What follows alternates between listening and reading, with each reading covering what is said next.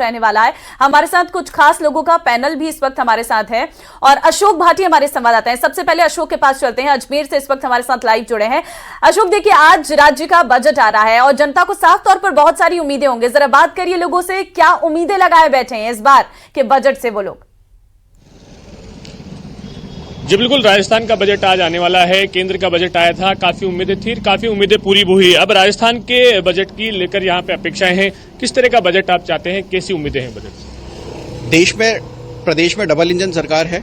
केंद्र सरकार का जो बजट है वो बहुत अभूतपूर्व था। इससे लोगों की और उम्मीदें बढ़ गई हैं राजस्थान सरकार से, और मैं समझता हूँ कि इस दबाव को राजस्थान सरकार महसूस कर रही होगी।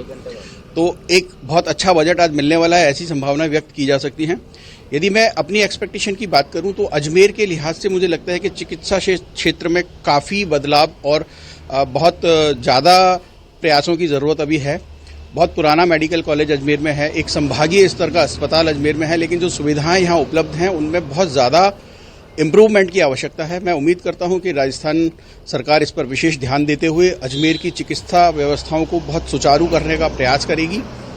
साथ ही जो तकनीकी शिक्षा की यदि मैं बात करूं तो जो रिक्त पद हैं, इवन मेडिकल कॉलेज में भी बहुत सारे शिक्षकों के रिक्त पद हैं, वो रिक्त पद भरे जाएंगे। इस बजट में मेरी यही उनसे एक्सपेक्टेशन रहेगी।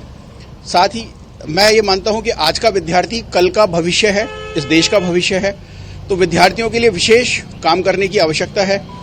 आज कंप्यूटर का युग है, आर्टिफिशियल इंटेलिजेंस और रोबोटिक जैसे क्षेत्र में लोग पढ़ाई कर रहे हैं और बच्चे आगे बढ़ रहे हैं। मैं उम्मीद करता हूं कि ये सरकार स्कूली शिक्षा से ही इन विषयों को अपने पाठ्यक्रम में शामिल करेगी, ताकि विद्यार्थियों को अच्छी शिक्षा यहाँ दे पाएं, रोबोटिक शिक्षा यहाँ दे पाएं, आर्टिफिशियल इंटेलिजेंस की शिक्षा यहाँ दे पाएं, ताकि भविष्य में जो यहाँ के राजस्थान के विद्यार्थी हैं प्रदेश का नाम देश और विदेश में रोशन करें। आप बताएं, आपको क्या अपेक्षा है? विकास को तरसते अजमेर शहर को इस सरकार से, इस बजट से बहुत सारी उम्मीदें हैं। केंद्र सरकार का एक व्यवस्थित बजट अजमेर की उम्मीदों को चार पंख लगाने की उम्मीद रखता है। अजमेर शहर हम हमेशा एक बदकिस्मती रहे सरकार के, जब जो सरकार रही है उसके विरोध में यहाँ पे सत्ता रही है। इस बार डबल इंजन की सरकार से उम्मीद है कि अजमेर शहर को ध्यान रखते हुए यहाँ पे रोजगार, उद्योगों को बढ़ावा देने के लिए और यहाँ जो राज्य स्तरीय टैक्सेस हैं उन्हें आसान करें, जो भी टैक्स हैं उन्हें आसान करें। ये उम्मीद है अजमेर शहर को है, ताकि यहाँ रोजगार मिले और एक विकास की गति मिल पाए। विकास की गति मिल पाए हैं, आपको भी क्या उम्मीदें हैं? आप कैसी उम्मीदें सोच रहे हैं? किस तरह का बजट? राजस्थान में केंद्रीय सरकार डबल सरकार है, इसके तहत हम अजमेर की अपेक्षा करते हैं कि महाविद्यालय बने बड़े, जिसमें महिलाओं के विद्यालय हो, शिक्षा का उच्च स्तरीय हो और अजमेर शहर को अन्य महत्वपूर्ण सुविधाएं वे मिले, जिससे कि अजमेर का सर्वांगीण तथा राजस्थान का सर्वांगीण विकास हो। आप महिला हैं, महिला की दृष्टि से किस तरह का बजट आपके होना चाहिए? देखिए, सबसे पहले तो केंद्र सरकार ने जो बजट दिया था उसको बहुत सराहनीय बजट रहा इस बार का, उसी की तर्ज पे हम चाहते हैं। राजस्थान की दिया कुमारी खुद एक महिला है, ऐसा बजट लेके आए जो बहुत शानदार राजस्थान के लिए रहे।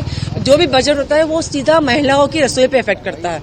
सबसे बड़ी बात है, जो विधवा महिला है उनका जो मानदेय राशि देती है सरकार हर महीने 1100 रुपये, उससे बढ़ाया जाए, जिससे कि इस महंगाई के दौर में महिलाओं को थोड़ी सी राहत मिलती है। दूसरी बात, जितनी भी विडो महिला है, एकल महिला है, अभी तक बीपीएल परिवार की महिलाओं को सब्सिडी मिलती है सिलेंडर के ऊपर। मैं चाहती हूँ कि इस बजट के अंदर सरकार जो विडो महिला है, एकल महिला है, उनको भी सब्सिडी दे दी।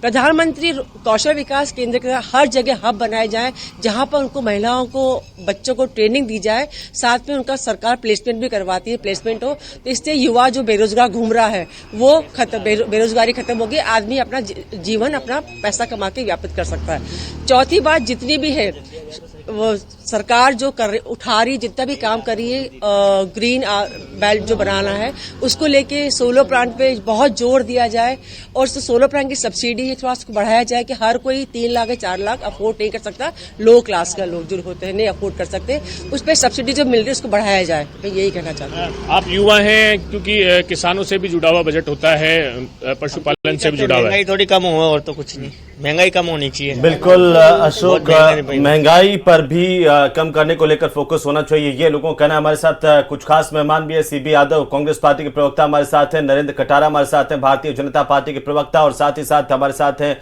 आशुतोष रावत वरिष्ठ पत्रकार के तौर पर, उनसे भी हम बात करेंगे। लेकिन सीधे हम आपको लिए चलते हैं कोचिंग सिटी कोटा, जहां पर लगातार विकास को लेकर डिमांड हो रही है। हिमांशु हमारे सहयोगी हमारे साथ जुड़ चुके हैं। हिमांशु, कोटा के लोगों की उम्मीदें क्या है इस बजट से? देखिए, फिलहाल अगर बात करें तो प्रदेश सरकार का बजट आज पेश आने वाला है। दिया कुमारी अपना बजट आज पेश करेंगी। तो आपको बता दें, कोटा को लेकर के उम्मीदें लगातार उठती जो रही हैं। मोटे तौर पर मिनी सचिवालय को लेकर के मांग जो है, मिनी सचिवालय को मांग उठ रही है। इसके साथ ही आपको बात करें तो नगर निगम को लेकर के इस बार उम्मीद है कि इस बार के बजट में कोटा दक्षिण और कोटा उत्तर जो दो नगर निगम है वो एक हो जाएंगे। इसके साथ हाईकोर्ट बेंच की मांग कोटा के अधिवक्ता लगातार कर रहे हैं। इसको लेकर के लंबा संघर्ष कोटा के अधिवक्ताओं कर रहा है। लेकिन फिलहाल कोटा के युवा, कोचिंग सिटी के युवा आखिर क्या उम्मीद करते हैं इस बजट को लेकर के, उनसे सीधी बात करेंगे और कोटा के युवाओं की उम्मीद इस बजट को लेकर के जानेंगे। आज बजट प्रदेश सरकार का आ रहा है, क्या उम्मीद करते हैं आप लोग? जी, हमें इस बजट से काफी उम्मीदें हैं। सबसे पहला तो कोटा शिक्षा की नगरी है, दूर दराज से विद्यार्थी यहाँ पे शिक्षा ग्रहण करने आते हैं, परंतु एयरपोर्ट की समस्या जो काफी समय से यहाँ अटक रही है उन विद्यार्थियों के लिए, तो एयरपोर्ट की समस्या केंद्र सरकार के साथ मिलकर इस बार हम चाहते हैं उस पर अंकुश लगे और एयरपोर्ट का निर्माण का कार्य जल्दी से जल्दी शुरू हो और एयरलाइंस की सेवाएं शुरू हो। दूसरी चीज, जो स्किल डेवलपमेंट का जो बात पिछले बजट में राज्य सरकार ने करी थी और कुछ ऐसे कोर्सेज लाने की बात करी थी जिनसे रोजगार विद्यार्थियों को मिले, तो ऐसे कोर्सेज को इम्प्लीमेंट किया जाए और सबसे पहले ऐसे कोर्सेज सरकारी कॉलेजों में इम्प्लीमेंट किए जाए ताकि युवाओं को ज्यादा से ज्यादा रोजगार मिले। आप क्या कहेंगे?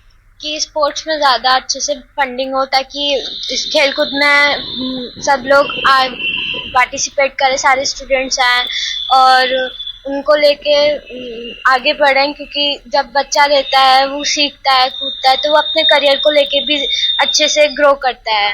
यस, आपका रिएक्शन क्या होगा बजट? मेरा मानना यह है कि under the new budget I thought कि ग्रीन इनिशिएटिव्स होने चाहिए, डिजिटल एजुकेशन प्रोग्राम सेटअप होने चाहिए और साथ ही स्टार्टअप फंडिंग्स भी होने चाहिए न्यू फ्रेशर्स के लिए जिनको बिजनेस के लिए सपोर्ट मिले, और मेंटरशिप प्रोग्राम होना चाहिए। I mean from green internships that जितने भी इको फ्रेंडली और एनवायरमेंटली प्रोजेक्ट्स होते हैं उनमें यूथ का इन्वॉल्वमेंट होना चाहिए जिससे कि सस्टेनेबल डेवलपमेंट भी प्रमोट होगा। And I mean from the digital education that online learning को भी प्रमोट करना चाहिए और साथ ही डिजिटल प्लेटफॉर्म्स को ऑर्गेनाइज करना चाहिए जिससे कि आगे हमें फर्दर इजी लर्निंग हो और एजुकेशन के साथ में एम्प्लॉयमेंट और स्किल डेवलपमेंट पर भी फोकस किया जाए और साथ ही ट्रेनिंग और इंटर्नशिप जैसे प्रोग्राम्स भी प्रमोट की जाए जिससे कि हमें इजी लर्निंग और नए तरीके मिल सके। और स्टार्टअप फंडिंग से थ्रू न्यू इंटर्नशिप्स प्रोग्राम्स जो भी रहते हैं न्यू एंटरप्रेन्योर्स के लिए नए प्रोग्राम्स को ऑर्गेनाइज करना चाहिए जिसके थ्रू वो भी अपना बिजनेस सेटअप कर सके। आपकी उम्मीद? जी, बहुत उम्मीदें हैं क्योंकि मुझे यूँ लगता है कि किसी भी राष्ट्र के निर्माण में यूथ मुख्य केंद्र होना चाहिए और इस बजट का मुख्य केंद्र यूथ होना चाहिए क्योंकि यूथ ही किसी भी राष्ट्र की धुरी होता है। और को फोकस करे भजनलाल सरकार, ऐसी उम्मीद आपकी? बिल्कुल जी, आज तक माना जाता था कि किसान सबसे ज्यादा पीड़ित है, पर अगर राजस्थान प्रदेश में प्रेजेंट में देखें तो युवा सबसे ज्यादा पीड़ित है। विभिन्न पेपर घोटाले हो रहे हैं, पेपर लीक हो जाते हैं, समय से परीक्षाएं नहीं हो रही है, समय पे रिजल्ट नहीं आ रहे हैं, ज्वाइनिंग नहीं मिल रही। इसकी वजह से युवाओं को प्रेजेंट टाइम पे सबसे ज्यादा जरूरत है। अक्सर भजनलाल जी राजस्थान के मुख्यमंत्री जी अक्सर बोलते हैं कि ये युवाओं की सरकार है, तो सरकार कम से कम बजट में ये बताए कि ये रियल में युवाओं की सरकार है। जब लीड 2022 में आई थी तब उसमें 35,000 पद थे, अपने आप में काफी बड़ी संख्या में थे, पर प्रेजेंट टाइम पे ओनली 7,000 पदों पे वित्तीय स्वीकृति मिली जो अपने आप में काफी निराशाजनक है युवाओं के लिए। तो अगर हम युवा हैं इसलिए युवाओं का पक्ष रख रहे हैं और युवाओं के लिए चाहते हैं कि कम से कम जो पद खाली चल रहे हैं उन पे तो कम से कम वित्तीय स्वीकृति मिले। आप क्या कहेंगे? देखिए, राजस्थान में की आबादी 7 करोड़ है जिसमें से 1.5 से 2 करोड़ ये युवा है। अब है ना, पहले ये जो रेलवे और है ना ये जो है ना ये सेना की ये भर्ती निकलती थी उसमें ना ये काफी ज्यादा ना ये पद ये हुआ करते थे, पर अब है ना जो है ना ये युवा है जो अपनी स्किल्स को मतलब है ना ये मतलब वो स्किल्स ये होनी चाहिए ताकि है ना वो आईटी सेक्टर में जा सके, ना वो प्राइवेट सेक्टर में जा सके। और दूसरी बात है ना, मैं ये बोलना चाहूंगा कि इनको साथ में ना ये जो ग्रीनफील्ड एयरपोर्ट बन रहा है, ये दिल्ली मुंबई वे ये एक्सप्रेस वे बन रहा है जिससे किसानों को मतलब है ना ERCP के तहत है ना उनको है ना ये 17 जिलों में पानी मिलेगा। और हाड़ोती है ना ये लहसुन और है ना ये धनिया का ये उत्पादक में मतलब अग्रणी हो के मतलब है ना ये 200 है ना ये मीट्रिक टन है ना ये अकेला ये हाड़ोती है नई ना। औद्योगिक इकाइयां को लेकर के लगातार मांग उठती है कि नई औद्योगिक इकाइयां कोटा में स्टेबल हो, जिससे एम्प्लॉयमेंट बढ़े। जी निश्चित रूप से पहले भी यहाँ पे IAL, DCM जैसी औद्योगिक नगरी क्षेत्र थे, चंबल फर्टिलाइजर है, CFCL है, काफी ऐसे इंडस्ट्रीज हैं। हम चाह रहे हैं कि युवाओं को रोजगार से जोड़ने के लिए शिक्षा के साथ साथ इसको औद्योगिक नगरी भी कोटा को बनाया जाए। यहाँ पे काफी जगह है और काफी युवा है, काफी मैन पावर यहाँ पे इजीली उपलब्ध हो जाती है। तो ज्यादा से ज्यादा युवाओं को रोजगार से जोड़ने के लिए कोटा को उद्योग के क्षेत्र में, पर्यटन के क्षेत्र में भी आगे बढ़ाया जाए। और इस बजट से हम ये आशा करते हैं कि सोलर एनर्जी का जो सोर्स है वो ज्यादा डेवलप हो, ताकि जो इलेक्ट्रिसिटी है, जो कंजम्पशन लोग ज्यादा यूज कर रहे हैं और विद्यार्थियों लोगों को प्रॉपर इलेक्ट्रिसिटी मिल नहीं पाती आजकल, तो उसका एक स्रोत बने और ज्यादा से ज्यादा सोलर एनर्जी का लोग बाग यूज करना शुरू करें। आप क्या कहेंगे? बजट के हिसाब से तो हमारे देश मतलब हमारे राज्य को शिक्षा और किसान और इसके बिल्कुल अलावा देखिए